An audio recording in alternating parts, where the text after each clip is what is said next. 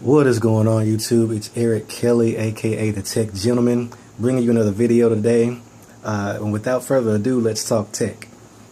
Alright, today I'm shooting a video on my Galaxy Note 3, and this is actually a follow-up to my unboxing of the Moto X, which went up about a week ago. So I've been using the Moto X for about a week, and I'm going to do just a review. This phone's been out for a while, so I won't belabor a lot of the points too much. But I guess I'll start out with my overall opinion of the phone. It's pretty much the closest thing to magic. I don't understand how they achieved it, but this phone works as far as day-to-day tasks, opening and closing apps, just doing things the way that you want them to do it, doing things fluidly. I had no hiccups, no lag, no issues at all. I mean, I was pretty impressed. I guess I'll get into the specifics. First off is going to be the design, and since my daily driver is a Note 3, that was probably the biggest change for me personally. This is a 4.7-inch 720p screen, and that's it's quite a difference coming from the 5.7-inch screen of the Galaxy Note 3. But I guess as far as design wise, I like it. It's very comfortable. They paid attention to ergonomics. It's got the slight little bow on the bottom there that makes it very comfortable in your hand. It's weighted well. They have a little nub on the back here that your finger kind of falls into whenever you're using it, and the weight is distributed perfectly on it. So as far as design goes, I really have no cons. It's really just all, I guess, all thumbs up on the design front. Like I say, I like it's a sleek design. And if you don't know, you can actually design these on Motorola's site called Moto Maker. I actually just paired the white back with the black bezel on the front, along with the black keys and the black accent around the camera in the back. You actually get to choose all of those on the Moto Maker site. And they have a bunch of different colors, and you can get pretty much as wild with it as you want. They have wood backs that are available now, which seem pretty cool, but I guess I didn't want to get too wild with it. But yeah, as far as design goes, I like it. I guess the next thing I'm going to discuss is going to be the audio and call quality. It was kind of a two-edged sword. The audio quality isn't great, although I will say this, oddly enough, this phone actually gets louder than my Galaxy Note 3. My Galaxy Note 3, I mean, as far as the size goes, you would think that they would put a decent sized speaker in it, which they didn't. But this phone, it gets pretty loud with a little loudspeaker here on the back. But the call quality, it was terrible for me. I'm on Verizon, and I mean consistent call quality issues, crackling, popping, drop calls, drop words during phone calls. I mean, it was just an overall bad call quality experience for me. So that's definitely a con for the audio. But like I say, the loudspeaker gets surprisingly loud, which I do like, because I work in a test lab, and sometimes taking phone calls or other things are very difficult when you've got a lot of servers running along with the AC unit and all that stuff. But yeah, it's kind of a draw on call quality.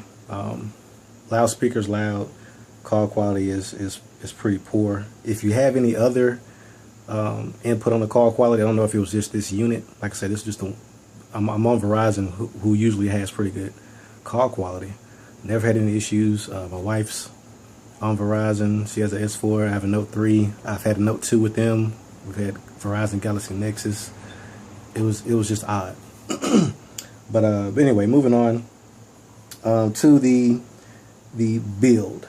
The build of it, a lot of people kind of mush together build and I guess design.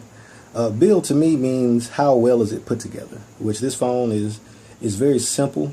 It's literally just the front bezel fused with the back, and which, I mean, it's a very sturdy phone. It's very small as well, and it's heavy. Actually, in hand, it feels heavier than my Note 3, which is weird because I think like the battery is the same size as this phone for my Note 3. So as far as build, the build is definitely great. As far as hardware goes, I think that was where the compromises started to come in, which they're all kind of under the hood. The biggest difference that I notice is whenever I receive a phone call, the vibrate motor on this guy seems like it was something out of a science project. It's kind of hollow and kind of make the phone rattle a little bit. But at that point, I guess I'm just nitpicking as far as the hardware goes. But so overall, the hardware and the build are good. Next up, the display.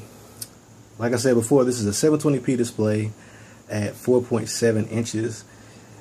It's plenty sharp, you know, as far as doing day-to-day stuff. It's great. The only issue is, like I say, for me, I'm a little biased coming from a Note 3, just the sheer real estate that I had. Things seem clearer, and it's kind of difficult to tell if that's because it has a 1080p screen versus a 720p on the Moto X. But things did seem a lot more cramped.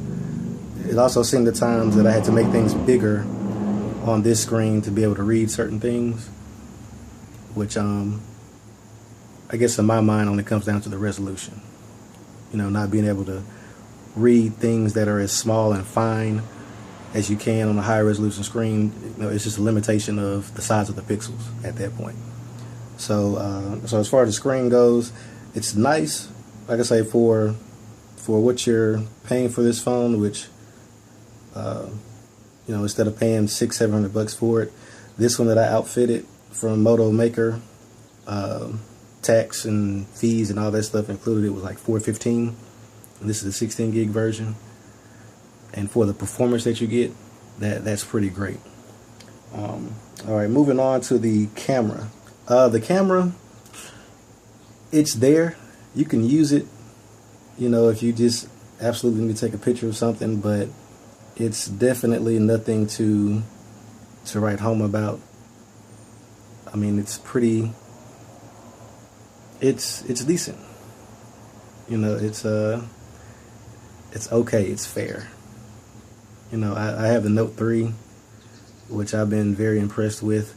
And at a certain point, I mean, you know, you're limited by once again by the resolution compared to like a 13 megapixel that actually has good software that's processing the photos and, you know, things like that.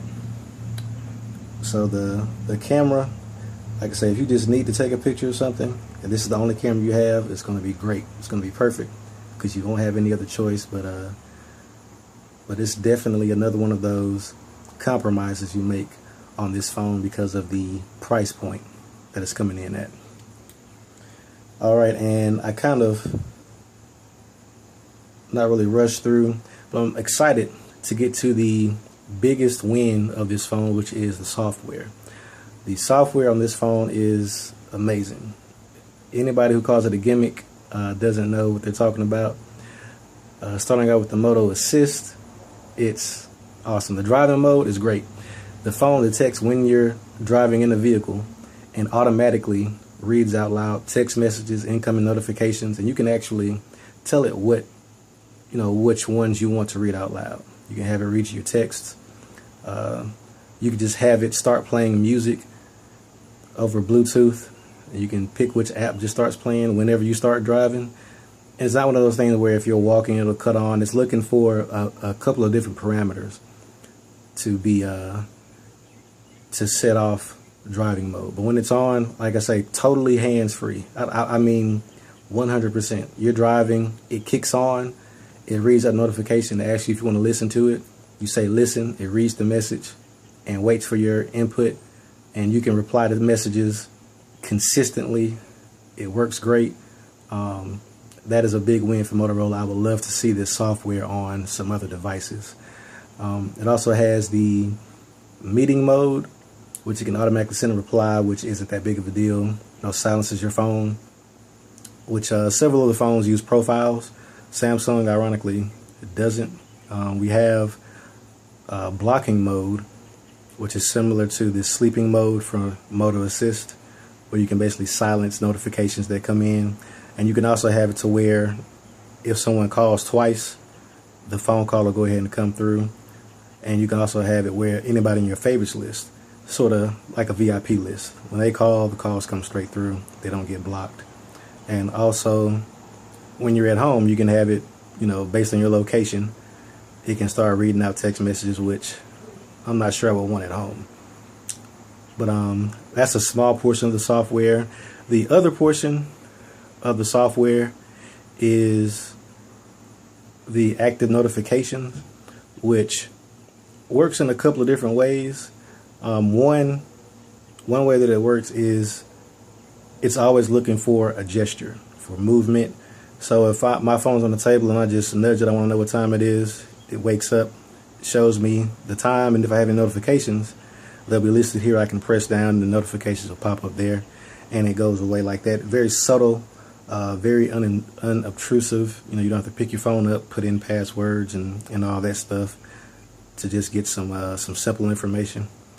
And also this little motion right here, which I'm not sure if it's a part of the active notification or not, but if I want to take a picture, I just do this little double flick here and it pops up on the camera, which is pretty cool as well, especially since camera keys seem to be going the way of the dodo bird.